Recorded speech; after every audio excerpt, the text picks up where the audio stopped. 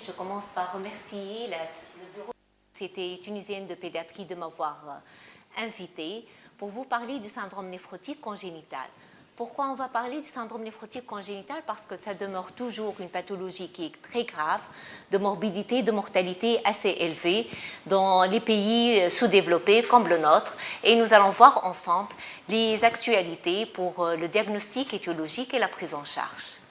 Donc, le syndrome néphrotique congénital est un groupe hétérogène de pathologies qui est caractérisé par la triade de protéinurie massive, hypoalbuminémie, œdème survenant in utero et au cours des 3 premiers mois de vie. Il s'agit d'une entité qui est complètement distincte du syndrome néphrotique idiopathique de l'enfant, parce que les étiologies sont différentes, mais également les caractéristiques cliniques et la prise en charge. Les étiologies sont dominées par les étiologies génétiques qui sont souvent à transmission autosomique récessive avec une incidence allant de 1 à 3 par 100 000 naissances vivantes et il y a plusieurs mutations, plusieurs gènes qui sont incriminés dans le syndrome néphrotique génétique congénital, mais les mutations les plus fréquentes et répandues sont les mutations du NPH S1 responsable du syndrome néphrotique congénital. Il faut toujours chercher une étiologie infectieuse, bien que rare, parce qu'il y a un traitement qui est approprié et parfois le syndrome néphrotique pourrait être résolu. J'insiste encore une fois, il a une morbidité, une mortalité très élevée, d'où la nécessité d'un diagnostic et d'une prise en charge rapide et urgente. Donc, comment ça se passe? En fait, il y a une fuite de protéines au niveau de la barrière de filtration glomérulaire qui est faite par l'endothélium de 3 éléments, l'endothélium fenestré, la membrane basale glomérulaire, et sur laquelle il y a les cellules épithéliales, les podocytes, qui vont s'ancrer à la membrane basale glomérulaire à travers les pédicelles. Et entre les pédicelles, à l'extrême droite, je crois que vous la voyez, il y a ce qu'on appelle la fente de filtration, qui est le diaphragme de fente. Et c'est là où, dès que j'ai une anomalie au niveau des podocytes ou au niveau des pédicelles, qu'elle soit structurale, c'est-à-dire génétique, elle serait irréversible, ou qu'il y aura anomalie de signal dans les autres cas de syndrome néphrotique, ou peut-être on aura une bonne réponse thérapeutique. Donc, voici un diaphragme de fente, une image schématique du pédicelle. Donc, on va trouver à l'extrême, au niveau du diaphragme de fente, la néphrine, qui est la principale protéine de structure. On trouve également, juste à côté, les protéines d'adhésion et d'autres protéines de cytosquelette. Et l'atteinte des gènes qui codent pour ces protéines est responsable de la survenue de syndrome néphrotique congénital génétique. Donc, que faire devant un patient qui est là pour un syndrome néphrotique congénital? Donc, à l'interrogatoire, nous allons essayer de réunir des arguments en faveur d'un diagnostic étiologique en attente des résultats des explorations.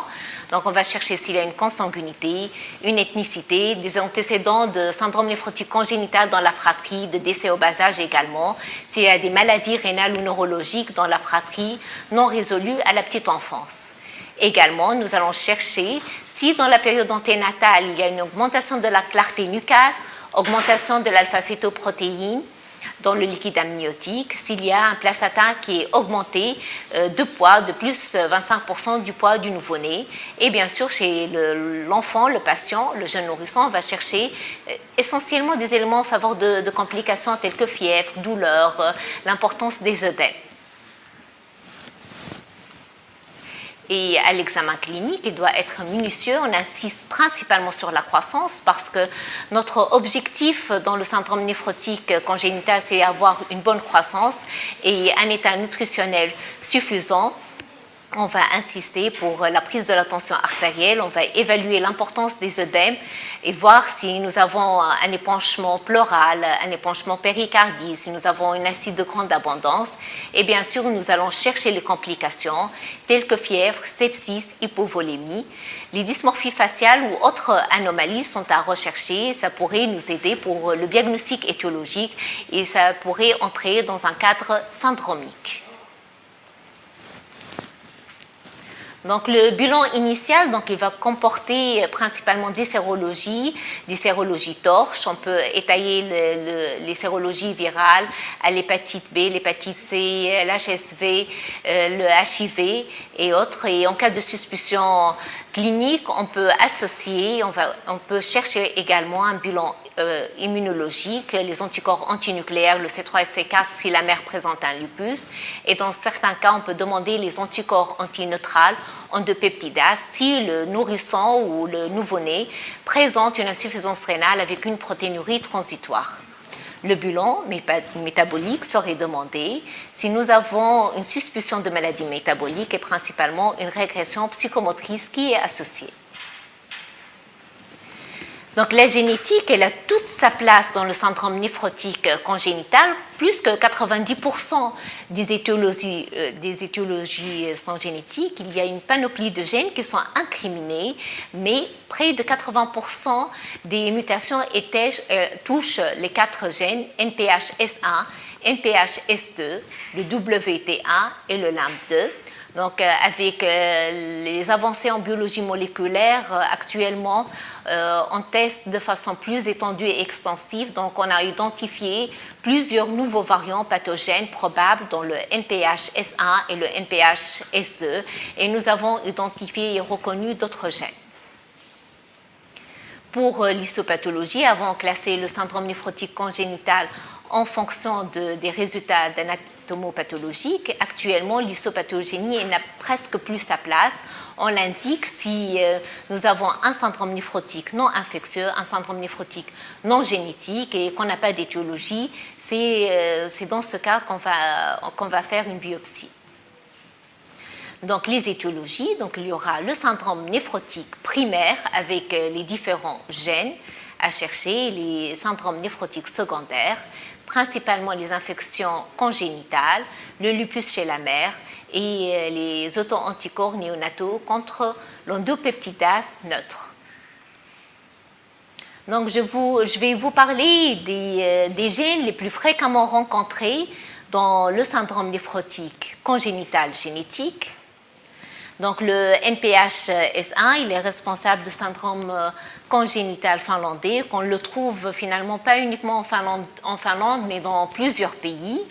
Et les mutations de ce gène, il code pour la néphrine, qui est la principale protéine de structure qui est en corrélation étroite avec les protéines d'adhésion et cette atteinte elle est responsable de l'altération fonctionnelle du podocyte et donc on aura une fuite massive de protéines et il y a une hétérogénéité clinique parce que la sévérité de la maladie elle dépend de degré d'expression du gène.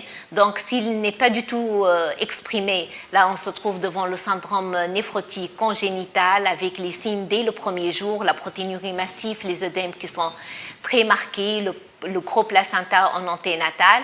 Et si l'expression elle est altérée, là, on se trouve avec un syndrome néphrotique sévère, mais qui survient plus tardivement. Le deuxième gène incriminé dans le syndrome néphrotique congénital, c'est le gène de NPHS2 qui code pour la podocine, qui est une protéine d'adhésion. Et le tableau clinique, il est variable. On peut le rencontrer au cours de la première année de la vie, à la petite enfance et même à l'âge adulte. Le tableau clinique, il est moins sévère que les mutations du NPHS1 qui est responsable du syndrome néphrotique finlandais. Un autre gène qui est incriminé, c'est le gène WT1, qui est un gène suppresseur de tumeurs et il est responsable précocement dans la survenue du syndrome de Denis-Drache et plus tardivement dans le syndrome de Frazier. Et sur le plan clinique, on va trouver un garçon qui a un phénotype féminin, il peut avoir des anomalies gonadiques, un retard de croissance et ultérieurement, on pourra avoir le développement d'une tumeur de Wilms. Le quatrième gène incriminé dans le syndrome néphrotique congénital, c'est le gène LAMP2 qui code pour la protéine qui est située dans la membrane basale glomérulaire, responsables du syndrome de Pearson, avec des manifestations de système nerveux central, oculaire et rénal, et également le phénotype ici il est variable, allant d'un syndrome néphrotique léger à la maladie mésangiale diffuse sévère. Donc, la grande question, qu'en est-il pour la prise en charge? C'est une maladie qui est sévère. La prise en charge elle doit être multidisciplinaire, qui va associer les néonatologistes, les néphropédiatres, les diététiciennes, les psychologues. Et c'est au cas par cas, en fonction de la sévérité du tableau clinique. Et les objectifs principaux de cette prise en charge, c'est d'avoir une croissance adéquate et un bon état nutritionnel, parce que notre objectif finalement c'est de la transplantation. Il faut atteindre au plus vite le poids de 10 kg pour permettre une transplantation rénale, et bien sûr il faut éviter, prévenir et traiter dans le cas échéant les complications. En 2018, donc, il y a un groupe de travail qui est chargé d'élaborer des lignes directrices pour le diagnostic clinique et la prise en charge de syndrome néphrotique congénital. Ce groupe de travail a associé le réseau européen de référence pour les maladies rénales rares et la Société européenne de néphrologie pédiatrique, et ils ont fini par publier leur consensus et recommandations très récemment en avril 2021, et je vous en parlerai des recommandations européennes pour la prise en charge du syndrome néphrotique congénital.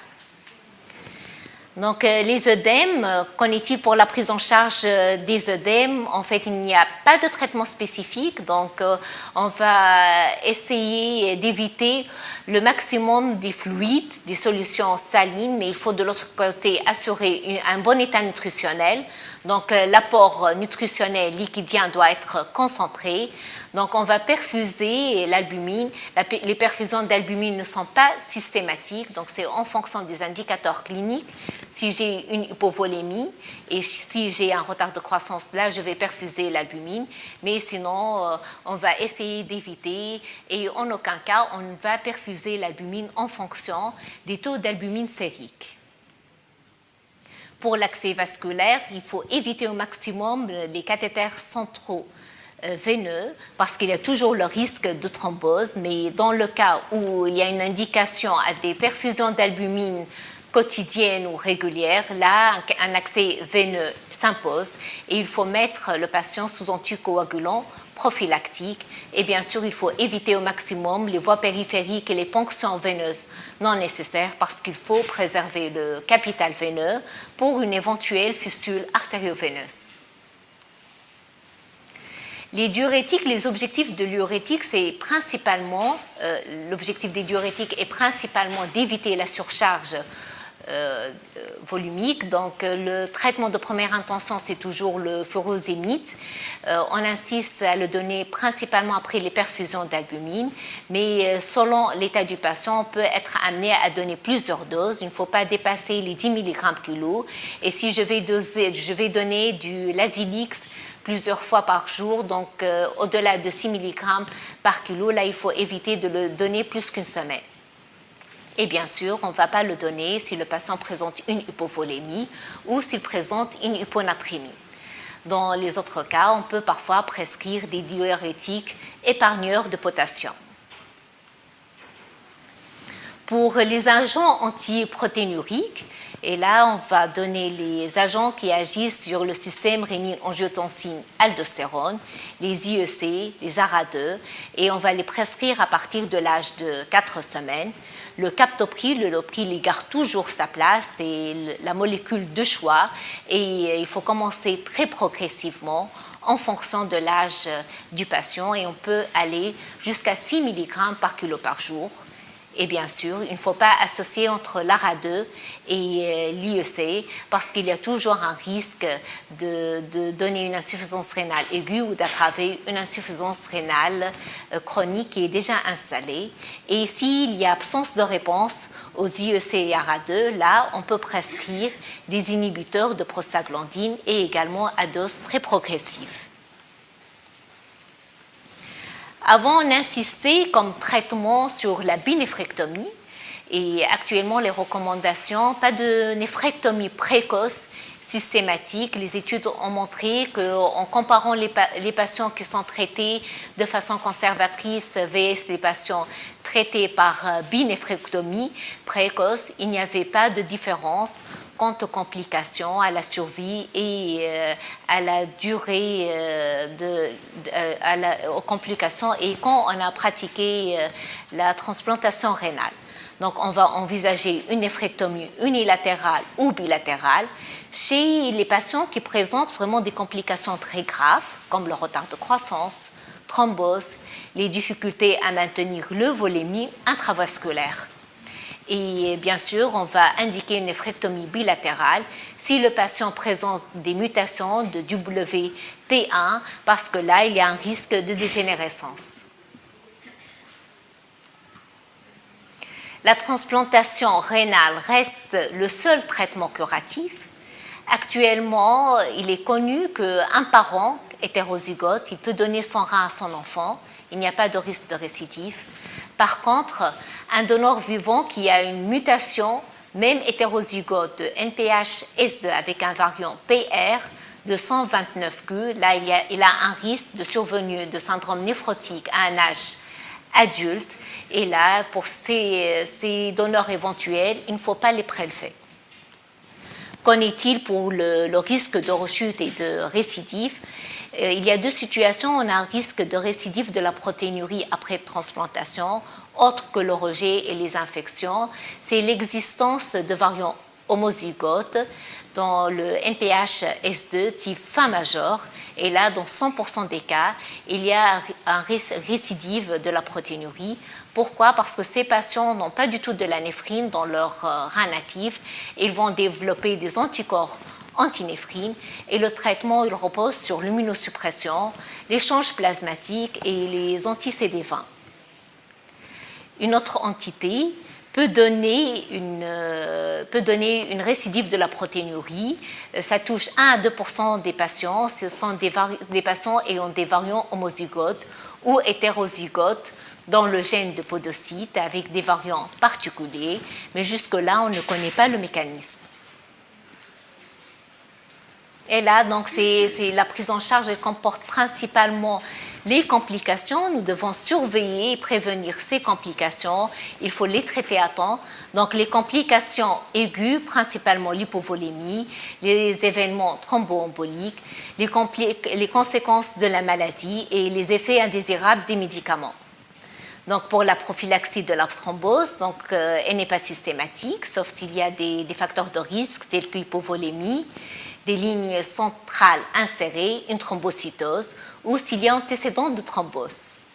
Pour les infections, donc pas de prophylaxie antibiotique, un traitement antibiotique adapté aux infections, et on va donner des immunoglobulines si nous avons des infections récidivantes ou graves, ou si avec un taux faible d'immunoglobulines. Donc, on va suivre le calendrier vaccinal. On va vacciner contre la grippe et en cas d'exposition à la varicelle, donc on va donner des immunoglobulines spécifiques au virus ou de la cyclovir par voie orale. Et si l'infection est avérée, donc on va passer à la cyclovir par voie intraveineuse. Donc la nutrition, c'est un élément très important. Donc on va donner un régime qui est hypercalorique, qui est riche en protéines, faible en sel. Nous allons également prescrire une hormone de croissance, des hormones thyroïdiennes en cas d'hypothyroïdie, une supplémentation vitamino-calcique. Tout l'objectif ici, c'est d'avoir une nutrition adéquate, une bonne croissance pour qu'on arrive à un poids suffisant pour une transplantation rénale. Donc également, il faut prévenir l'anémie, traiter une anémie carentielle, donner même l'érythropoïétine et en cas de non-réponse au traitement, il faut chercher d'autres carences associées. Pour l'insuffisance rénale, la dialyse péritonéale reste la modalité du choix chez ces patients et ils ont démontré dans leur étude également, l'équipe européenne a montré qu'il n'y a pas de différence pour les patients qui sont traités par dialyse péritonéale et un syndrome néphrotique congénital versus les autres maladies rénales primaires. Donc, pour la prise en charge du syndrome néphrotique non génétique, donc on n'utilise presque jamais des médicaments immunosuppresseurs, sauf dans le cas où nous avons les tests génétiques et le dépistage des formes secondaires négatives. Là, on va faire une biopsie rénale et on va essayer peut-être un traitement immunosuppresseur. Et en cas d'infection, bien sûr, on va traiter convenablement l'infection tout en faire le dépistage génétique parce que parfois les choses sont intriquées. Donc, pour conclure, il y a peu de preuves scientifiques dans le domaine du syndrome néphrotique congénital. Le syndrome néphrotique congénital présente toujours un problème éthique. Est-ce qu'il faut indiquer un traitement palliatif ou un traitement intensif dans les névroses sévères? Est-ce qu'on peut, dans certains cas, arrêter les soins?